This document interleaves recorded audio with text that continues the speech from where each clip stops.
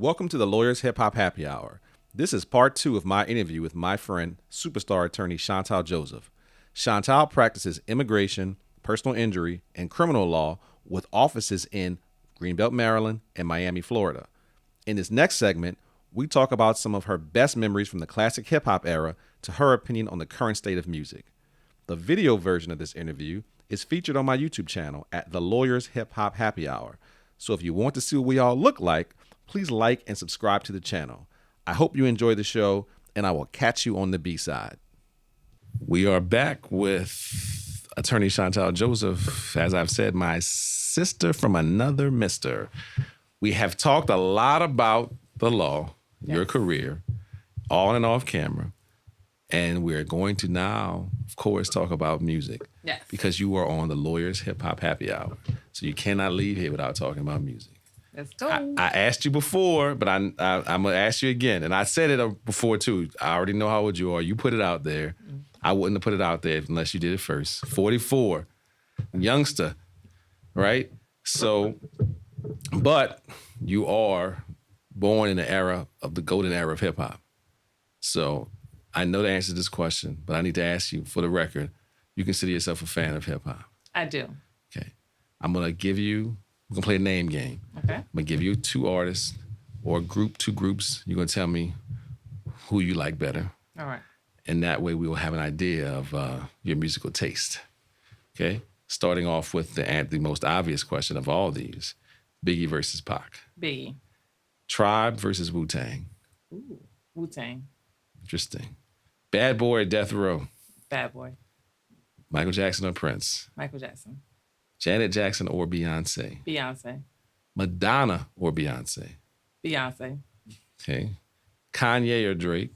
Drake. Interesting. Kendrick or J. Cole. Kendrick. Good answer. All right.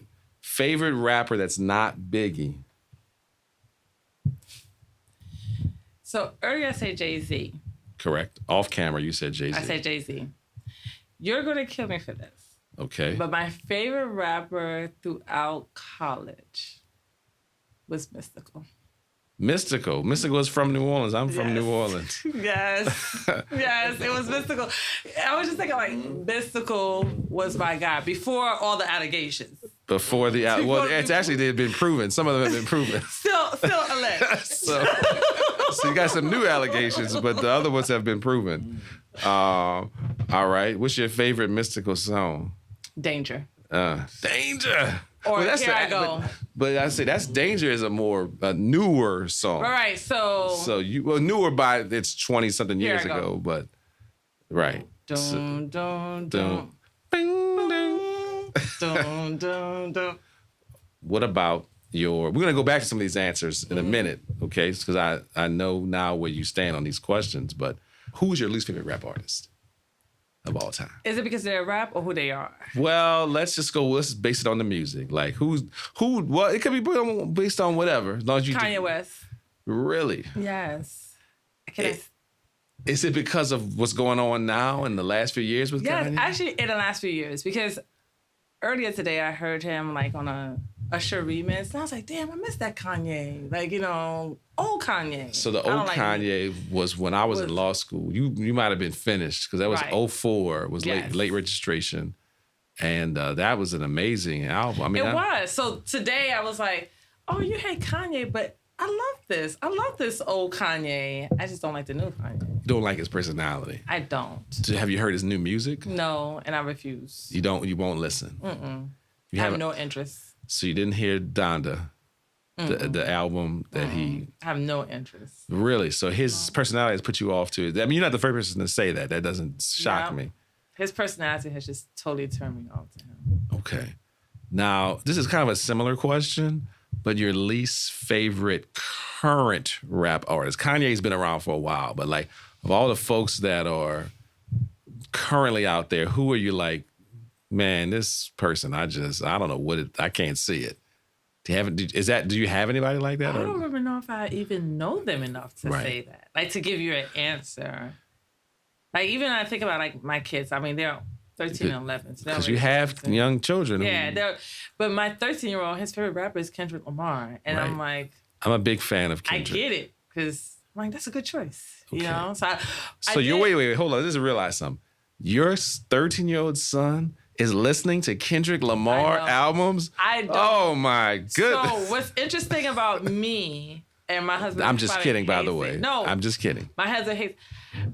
we travel a lot, me and my youngest, because he runs track. When he told me Kendrick Lamar was his favorite rapper, I was like, oh, wait, hold on. Do you know what I let him listen to the whole way to Virginia Beach? Ready to Die. I was like, you have to hear this. Ready to Die. And I'm going to give you this. I put this out in your honor. Oh, I want you to show the camera what this is. All right?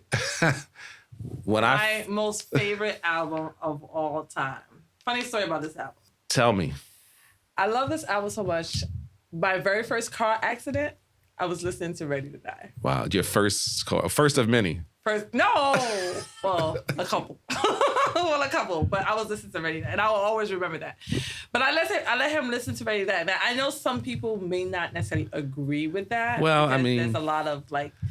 It's a lot going on in that album. There's a lot going on in that album. But I'm like, it's he's gonna listen a classic. to it whether he's with me or he's not. So the fact, when you it know comes what? to music, I'm very open it's to art. what it is. Music is art, right? Yes. I'm very, very open to This it. album came out in 1994. In 1994, I was under 21. So I was very much so. 17, 18, somewhere in there. I don't even, my math. I became a lawyer because I wasn't good at math. So if I was born in 1977, yeah, you all do the math. And I bought this album. I mean, I just went in the store and bought it. And I bought this album the same time I bought Into the 36 Chambers by Wu-Tang, the same time I got Illmatic by Nas, all at once. And obviously those three albums are hip-hop history at its finest. It really is. So there's, in my parent, I was only a few years older than your son is now. And I was listening to it, and I probably didn't understand half of what was going on in the album, but it didn't matter because it... they never made an album like that before, and it hasn't been one of me like that since. And that's how I feel about the music today. I literally, I don't understand what's going on. It's just dances and... So you're an old head. I'm surprised because I thought you might be more of a hip person, and the hip in quotation marks. Hip, no. You are a purist. You're an old head. I am. So in my morning rides, it is everything from back then. So right. High school, college, law school. You put your age out there. I can't. I do. So I know what you're listening to. Yes, I don't. Because I'm listening to the same thing. I'm trying to think of what is new today. Well, Kendrick, right? Kendrick, because I love Kendrick Lamar. He's awesome. What's your favorite Kendrick album? So I'm trying to think. Would it be his first album, which is right here to your right? Mad City. Yes. Oh, look at you. Yes. So it would have to just be that. Right. But other than Kendrick, new. Do you know? So I'll listen to Drake, but not because he's everywhere, right? He's everywhere. It's not like I'm like, oh my God, I love Drake. Like Drake is someone who I would want to go see. That's not somebody I would want to go see. You wouldn't go to a Drake concert? No, I would not go to a Drake concert. But you listen to his music because you have no choice but to. Because he's... I mean, I'm trying to think of maybe just a couple of years ago, he was really, really popular. So I was like, oh, okay, But it's not something I'm passionate about. Right. The way I feel about Biggie. You were passionate about Biggie. I was. But I still am. You are. Biggie had 2 albums released, Life After Death, which we have in the bin, and Ready to Die. Yes. He had some posthumous albums, but that doesn't, in my opinion, my humble opinion, doesn't count. He had a duets album. No, I agree with you. Ready to Die was high school for me. So it was my high school getting ready. And to me, that was it the first record on Bad Boy? I think it might have been. Well, Craig Mack was before Biggie. I was thinking about Craig Mack, but I'm I feel like... But Biggie's on Craig Mack's remix on the Flavor in Your Ear. Right. So, I mean, that verse... Which is one of my favorite remixes. That verse is an iconic Biggie verse. So, Biggie in high school, and then Life After Death when I was at Howard. Right. He died. So of course, everybody was going. So what up year? and What down. year were you in Howard when Biggie died? It was 96, right? So what year were you? Did he die? No, he died in 97. 97. Pac died in 96. See, I got it. Yeah. See, come you on know, now. Come on you know now. you know your Come on Biggie now. history. Come on now. Yes, at 97, I was a freshman. Oh wow, I was a junior. I was a freshman at in Howard. college. Yes, and in 96, I was a freshman. I went to Howard 96 to 2000. Right. So you remember that time. What do you remember? What do you remember about that time? So with Life After Death, I remember because I lived I lived in Bethune Hall, which is on 4th Street in DC. Right. And like just people coming up and down the street. That's what I remember. Like everyone blasted Life After Death. Like it was just all the time. Any street, Georgia Ave, any street that you went to, someone was blasting Life After Death. So Biggie was popular. I was in New Orleans and people were blasting Biggie as well. not Master P? I know you joke about it. No. People were blasting Master P also, but I was a guy who I preferred East Coast hip hop. Master But P. I love Southern hip hop. Right. I am a big fan of and I know you always make fun of me for that, but I am a big fan of the Master P, Mystikal. Mystikal was releasing records before No Limit. Mystikal, That's true. in my opinion, his best album was Without No Limit. That's true too. I mean, Because that was like high school for me too. that was my first year of college when 1995 is when I heard when I first. I was saying, wait, heard the first Mystikal. year because you're older than me. Yeah, so I'm my a senior little- year. Here I Go is what she was talking about. Yeah, Here I Go. That's like That's the first Mystikal album. absolutely. That's like classic. Like Mystikal. I had a Mystikal poster. That's crazy. It's really interesting to me. No, I had a Mystikal poster in my room in college. I've never met somebody in my life that's so let ever me tell said you, that to me. I love Mystikal so much. I had a huge Mystikal poster, and when I left Howard, I insured it to travel back to Miami, and they broke it. Now I didn't pack it well. You insured it as I a insured it piece because of art. It was to me. I insured it for $1,000, a poster of Mystikal, and they broke it, and UPS had to pay me $1,000 for it. Wow. What a. Yeah. I love anybody who really knows me. I mean, know how much Mystikal I love was a game changer. He was different. Nobody had this type of flow. And I was in New Orleans at the time. And in fact, a good friend of mine, shout out to Kelly Leggins, he lived around in the same neighborhood as him. He used to talk about him. And I want to say that I saw Mystikal's house. You did. Yes, I think I saw his house. Kelly's porch. I think yes, Kelly showed me Mystikal's house. Yeah. I don't know Mystikal, but I saw his house. In my head, that was my dude. Like that was my guy. Like even though it was from New Orleans, like in Miami, that was. Well, a he big was Southern thing. rap, so. Right. So it was so big because I feel like Miami rappers really didn't come on the map. Like I mean, we had Luke. You had Uncle Luke. How do you feel about Uncle Luke? I love Luke. 2 Live Crew. I love when I was growing Luke. up. I was a What? adolescent.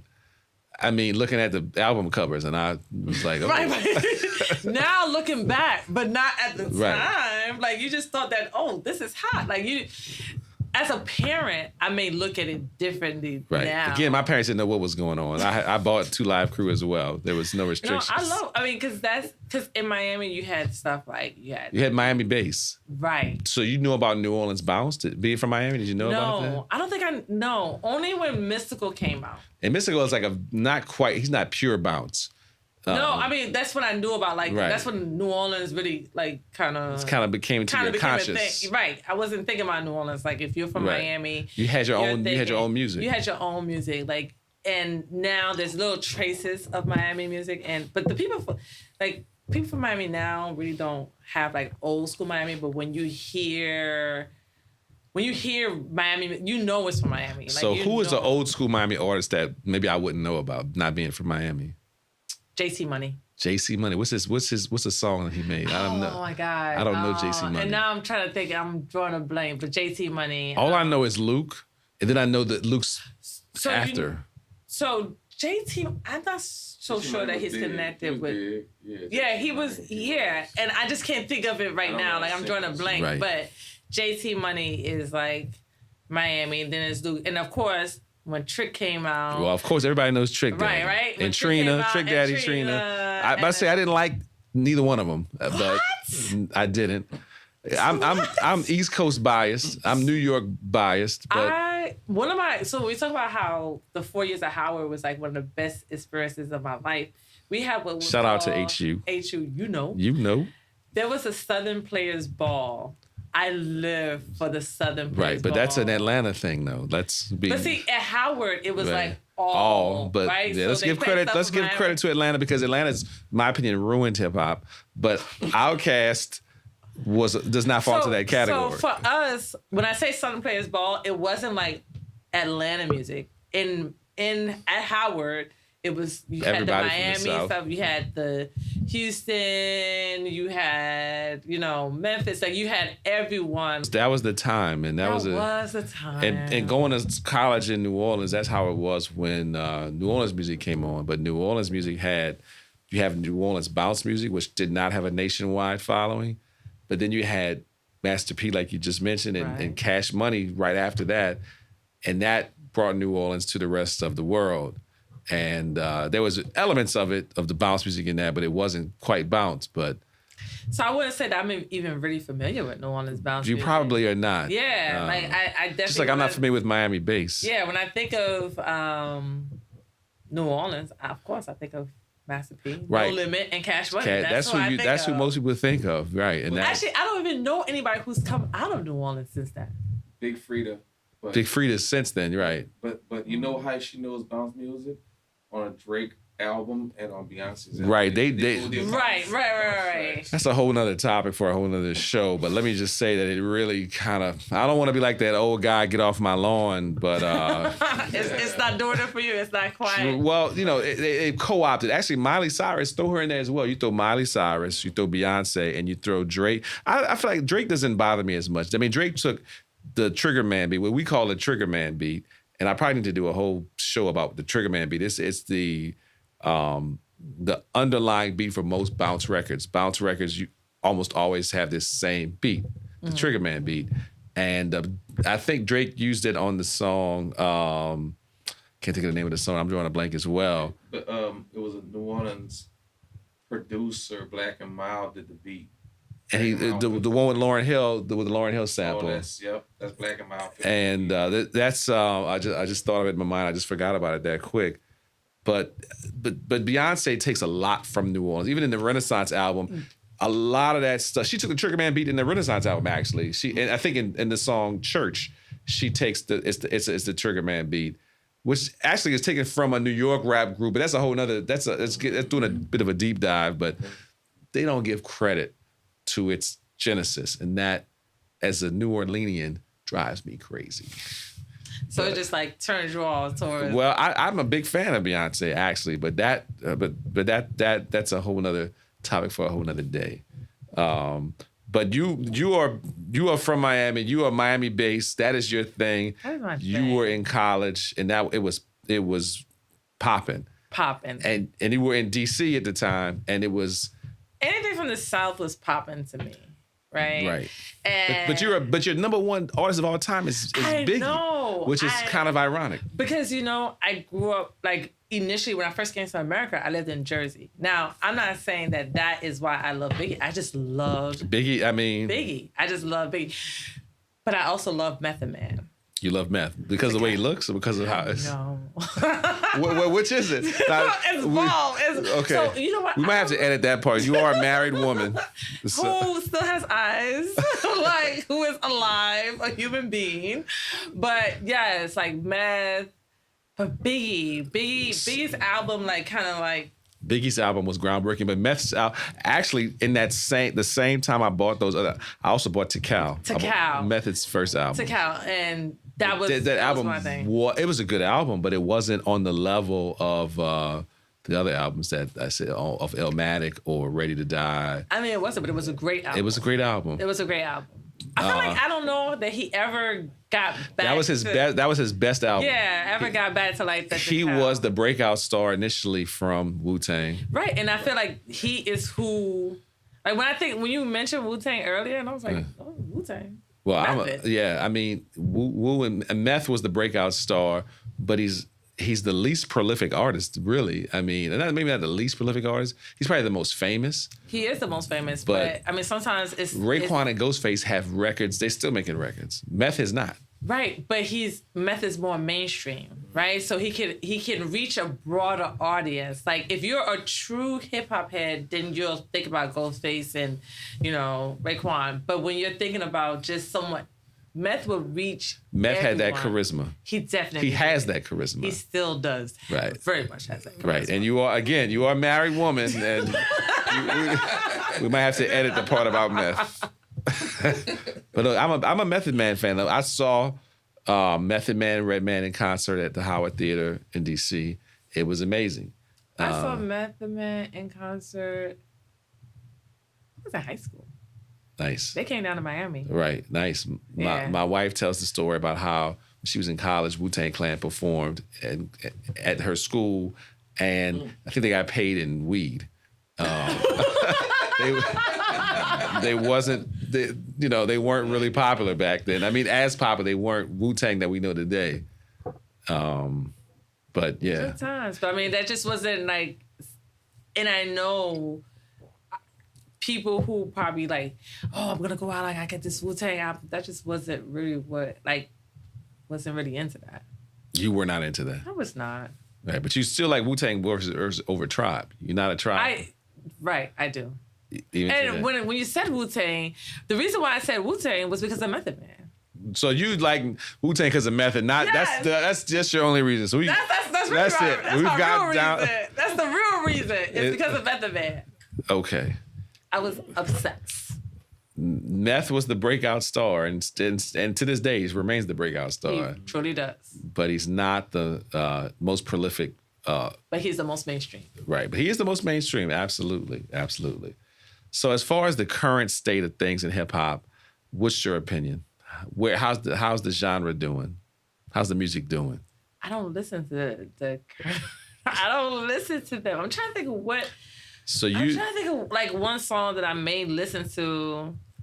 So I don't listen to the radio, and that may be why I'm not as on to. Is it because the music was so good back in our era that there can be no duplication? Because they're not talking about anything. They're not speaking about anything like that. Like I know people may have their opinions about Ready to Die, but I do feel like at least he was talking about struggles. Like when he was, so there was an evolution from Ready to Die, and you can hear it in the music from Ready to Die and Life After Death. Ready to Die talks about like, it's Biggie being gritty. Right? It's robberies. It's him starting out. Right. But Life After Death, you could tell he has a little money. Correct. In Life After Death, right? So you could tell that he's evolved. The guys today, I mean, first of all, the dances just throw me off. The dances. I don't even know what's happening with that. They have all the TikTok challenges and whatnot. Right. There's a new one right now. I don't even know. But it's like, even though like, there's still the flashy, but it's a different type of, like, Biggie may be in a video where he's rapping about like owning a home, or he has mansions, Biggie had a rhythm to his rhyme. He was rhythmic. These guys are just. They're not talking about. They're not talking about anything. Like, right. Yeah, there's nothing. Like, I'm like, there's not a lyric that's gonna stand out. I think other than maybe Kendrick, you are right. not. But Kendrick hasn't put out anything in a while. So not in a while, no. But he has. I believe my favorite Kendrick album is Damn, and it's. I think there's some. He won a Pulitzer Prize, I think, around the time he made that album. Yes, so he's actually speaking about things that may. Kendrick is amazing. Yes, but like, who? I've seen so many videos lately of, I don't even know what his name is. They still have videos? Little Ubert or User or... Right. I apologize for, but it's like the little... Don't apologize to me. Like, the little dance that the little kids do when their hips are broken and you don't know what's going on. Like, you gotta go to the bathroom? Like, what's happening here? Like, what is wrong with you? But I don't know. It's weird because I wonder, do they relate to them?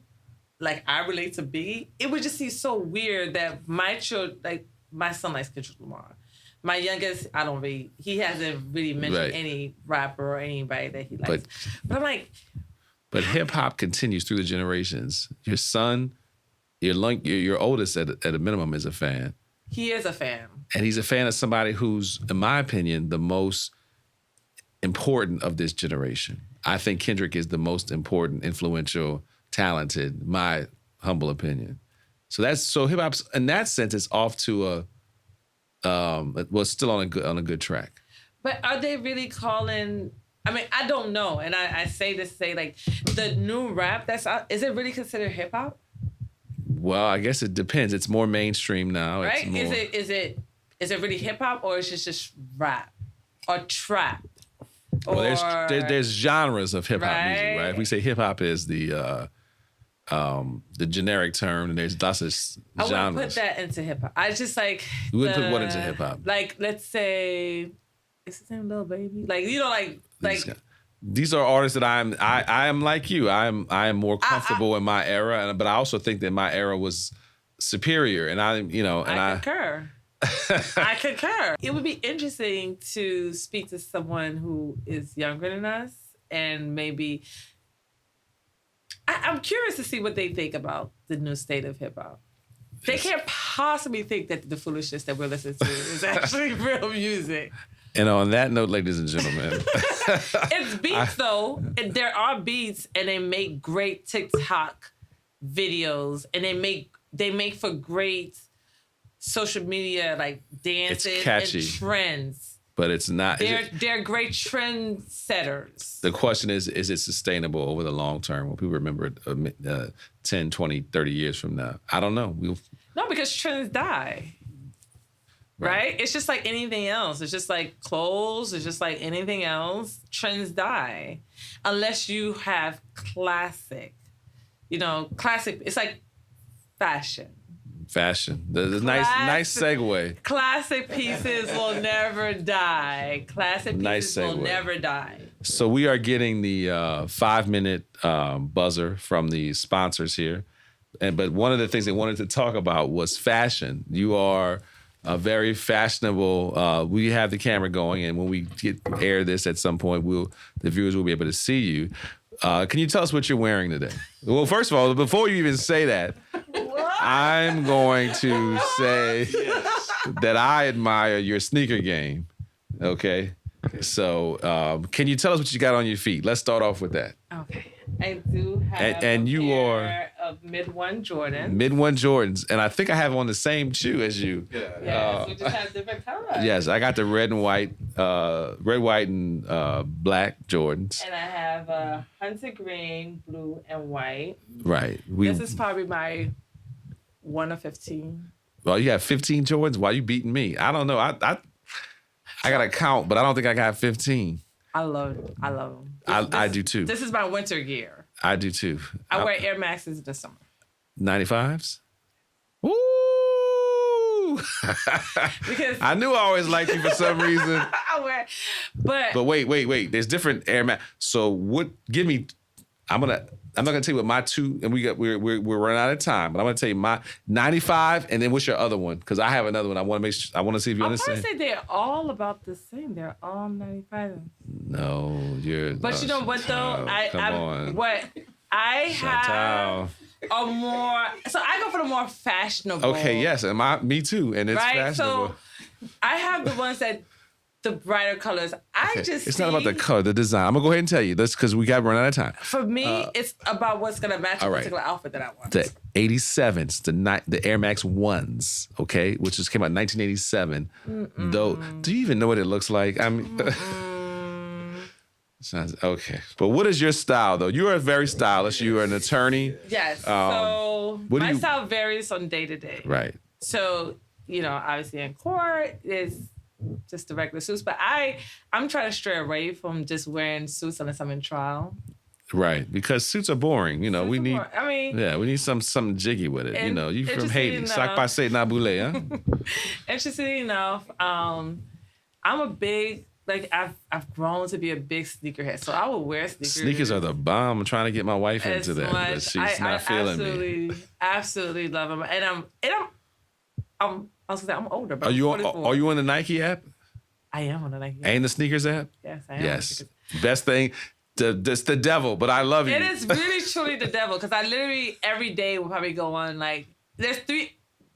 I would go on GOAT every day. I would go on StockX every day, and I would go on my Nike. Why? I don't know. StockX. That sounds fancy. And No, it's just a regular. It's another app that you could buy sneakers from. Yeah, nice. it's just another app that you could buy Nike, StockX, and GOAT every day. GOAT, as in GOAT. I'll just go on there not because I'm like looking, but I am. You are looking. But I just go on there. It's Look, just like my you're mind. 44. You're not trying to wear heels all the time. I'm not. And it's once I got uncomfortable. into the sneaker thing, I'm just like, so my 11-year-old is a big sneaker fan. Nice. And but see, I work. So he's like, you got another box? I'm like, yeah, because I have a job. Like, Right, what do exactly. you do? What are your grades? Have you done all your homework? Right. What is going on over here? Right. I can do whatever I want. Right. You're a full grown woman. Full grown woman. Okay. Pays my own bills. Like, And let me ask you this though. We didn't even talk about my admiration for your hustle, but before I leave, I gotta say, hardest working woman in show business. Thank you. Chantal Joseph, attorney at law. But before we need to know as well Right. because you gotta eat, right? You gotta buy more sneakers. Right. I gotta buy my sneakers, right? How do clients hire you? Where do they find you? So my website is www.cjosephslaw.com. I have 2 offices, one in Greenbelt, Maryland, and one in Lantana, Florida, which is in West Palm Beach. In West Palm Beach, in Florida, I handle exclusively personal injury. And in Maryland, I do criminal defense, family, and also personal injury and some criminal defense. And you know what? Haitians are always fashionably late. You were late today. It's okay. I still love you. And we have to. We're going to treat you to dinner, even in spite of the fact that you were late. You get it was not my fault. You sent me to a garage. You get a free did not meal. Have any space. So we gotta. What was I to do? We gotta have you back to talk more because, as you see, the time flies by. And even though I know you really well, there's still so many more topics we have to discuss. And I'm a little hungry myself. So. And you have a full drink you haven't even touched. I will touch it. I've already had it. In about the last 30 minutes. Because as an attorney, I am very responsible and I would not have too much to drink if I'm coming from the... Nobody's driving tonight, okay? Right, you're right. So, in any event, thank you for coming on to the Lawyers Hip Hop Happy Hour. Thank you for having me. This is like, as a lawyer who loves hip hop, right. This is like the perfect space to be in. And we please will you come back? Absolutely. Okay. Well, next time we have to play some music and, do some other stuff. Yes. But it's truly grateful that you came on.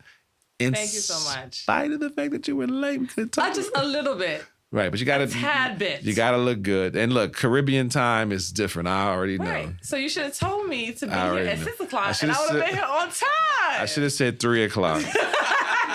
You'd have been here at 8. It's okay. I am Haitian, and I had to, Haitian. get my little Haitian self together. I get it. I can dig it. But thank you again. Thank you for having me. And we look forward to talking to you soon. Can't wait to be back. Okay.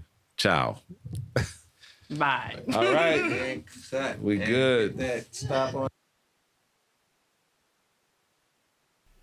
Thank you for tuning in to the Lawyers Hip Hop Happy Hour.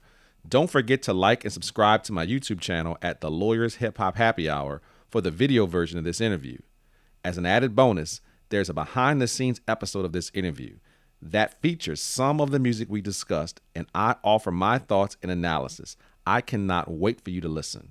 I'll see you next month with a new guest ready to talk more music and hip hop. Until then, I will catch you on the B-side.